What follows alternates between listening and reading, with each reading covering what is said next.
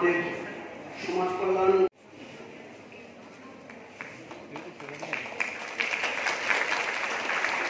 সুরক্ষা ইউনিট এবং সমাজ কল্যাণ ও সমাজ শিক্ষা দপ্তর।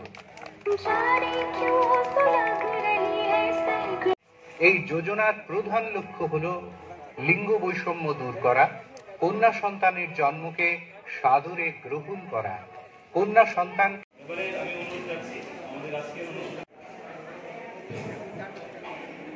আমাদের চেষ্টা আমরা চালিয়ে যাচ্ছি, কিন্তু তারপরে আমরা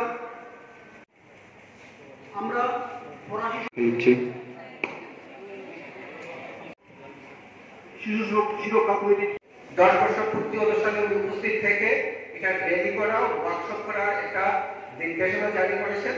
তার অংশ হিসাবে আজকে আমরা বেটি বাঁচাও বেটি পড়াও অনুষ্ঠানে বিভিন্ন কর্মসূচিগুলো আমরা এখানে পালন করছি। একটু আগে এখান থেকেই আমরা বেরিয়ে গিয়ে বেটি বাঁচাও বেটি পড়াওর উপরে বিভিন্ন যে কর্মসূচি আছে, কি কি কর্মসূচি আছে তার উপরে একটা প্রচার গাড়ি মাননীয় এমএলএ মহোদয়ের হাত ধরে সেটাকে উদ্বোধন হয়েছে, আজকে চালু হয়েছে। সেটা ওয়াই মহকুমার বিভিন্ন অঞ্চল পরিক্রমা করবে তার যে প্রচারের জন্য। এই কাজগুলো যেগুলো করছি সেগুলো আমরা করছি কারণ সেটা আমাদের কর্তব্য, আমাদের এই যে মানুষ, এই যে ব্যক্তি, এই যে সামাজিক সবচেয়ে বুদ্ধিমান যে সামাজিক জীব হিসাবে আমাদের সবার কর্তব্য। আজকে আমরা যদি বলি যে বেটি বাঁচাও বেটি পড়াও কি এবং কেন, সেটা আলোচনা হয়েছে, সেক্ষেত্রে আমি বিস্তারিত যাবো না।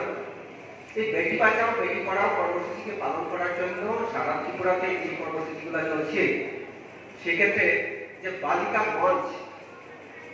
মঞ্চ যেটা আছে, যেটা সাউথ ত্রিপুরা ডিস্ট্রিক্টে আমাদের একজন যিনি শ্রদ্ধেয় একজন ডিএম এর প্রচেষ্টায় সেটা চালু হয়েছিল, সেটা কিন্তু আজকে সারা ভারতবর্ষব্যাপী এটার একটা প্রচারণা চলছে।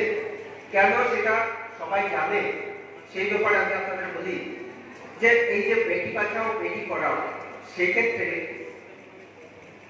জ্যোৎস্না করে একটা মেয়ে, সে মাইনরিটি কমিউনিটি, সে তার নিজের বিয়েটাকে নিজে যেমন যে বাল্য বিবাহ সেটাকে রোধ করেছে, তার পরিবারকে কনভিন্স করেছে এবং তার এরিয়া যেসব স্কুলগুলো আছে স্কুলগুলোতে সে প্রচার করছে এবং তার গ্রাম এবং সাউথ ত্রিপুরা ডিস্ট্রিক্টের এখন সে একটা ব্র্যান্ড অ্যাম্বাসেডর হিসাবে কাজ করছে।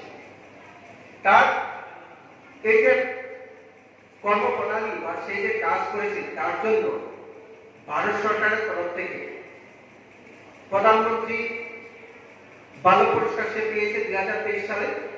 সেটা পেয়েছে আমাদের মাননীয় রাষ্ট্রপতি মহোদয়ের হাত থেকে।